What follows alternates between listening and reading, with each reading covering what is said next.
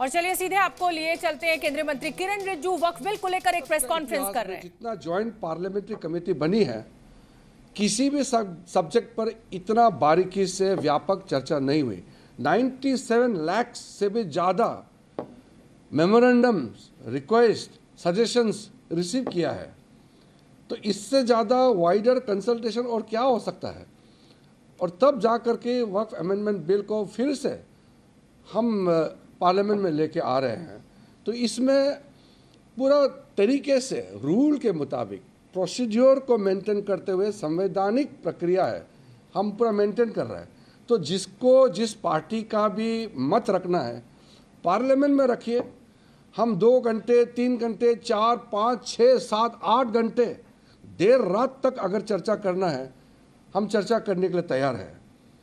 हमने अपने तरीके में पार्लियामेंट्री मिनिस्टर की ओर से भी मैं कह रहा हूँ, अंदर चर्चा होगी तो पूरा इसको बारीकी से चर्चा होना चाहिए। एक एक प्रावधान, एक एक सेक्शन और उसमें जो क्लोज है, हम क्या क्या चेंजेस ला रहे हैं और क्या क्या पुराने को रख रहे हैं, इसका बारीकी से चर्चा होना चाहिए। और एक एक पॉइंट का हम जवाब देंगे, लेकिन चर्चा तो होना चाहिए।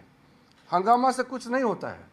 इसलिए मुझे ये पिछले 2-3 दिनों में जो देखने को मिला, इससे बिल्कुल अच्छा नहीं लगा।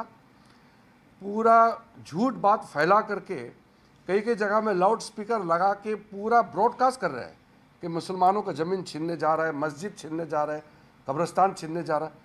ऐसे क्यों झूठ बोलते हैं?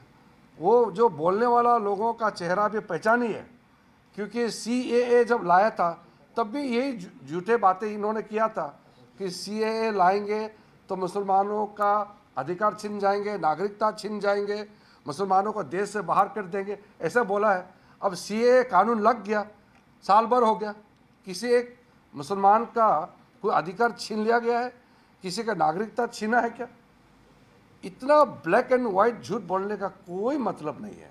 इसलिए मैं फिर से हाथ जोड़ करके सबको कहता हूं कि आप अगर बिल का विरोध करना है तो तर्क रख करके आप विरोध कीजिए। कौन सा प्रावधान को आप विरोध करते हैं बताइए, और ये भी बताइए कि गैर संवैधानिक कैसे है वो भी बताइए।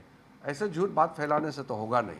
तो मैं आप लोगों के माध्यम से भी फिर से मैं कहना चाहता हूँ, आज ईद का दिन है, झूठ बिल्कुल नहीं बोलना चाहिए, चाहे वो मुसलमान हो या गैर मुसलमान हो। हाँ, सच बात है, ईद का दिन में दिल से बात निकलना चाहिए, झूठ बात बिल्कुल नहीं बोलना चाहिए। वो ईद का दिन भी अगर झूठ बोलेगा तो वो तो इसका मतलब वो नकली आदमी है।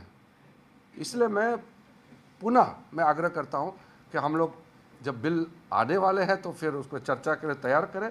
बिल्कुल बहस होना चाहिए, पार्लियामेंट्री डेमोक्रेसी है, खुल करके बहुत बारीकी से बहस होना चाहिए। डिबेट एंड डिस्कशन, ये सबसे बड़ा हमारा ताकत है भारत का। इंग्लिश में बोल दीजिए।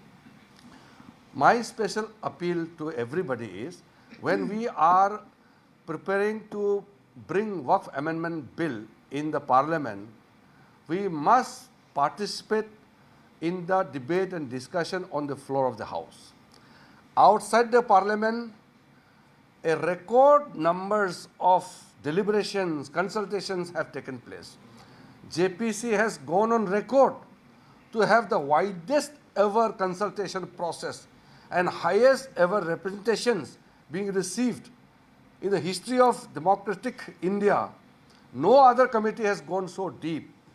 So government has, with a very open heart, referred the Waqf Amendment Bill to the Joint Parliamentary Committee, and the Joint Parliamentary Committee had deliberated in detail and also given opportunity to everyone.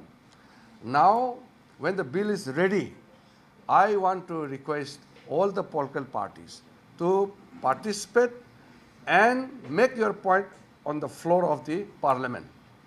Please don't mislead. In the past few days, I have received very disturbing news of misleading and spreading lies. Some of the specific thing I want to tell. तो केंद्रीय मंत्री का साफ साफ कहना है कि वक्फ bill पर गुमराह किया जा रहा है। अगर बहस करनी है, किसी भी पॉइंट से आपको ऐतराज है, तो संसद में डिबेट कीजिए। 8 घंटे, 10 घंटे, 12 घंटे सरकार इस पर बहस करने के लिए राजी है। इसका मतलब साफ है कि कल या परसों में वक्फ बिल सरकार के द्वारा पेश कर दिया जाएगा संसद में। 4 अप्रैल तक संसद का ये सदन चलना है।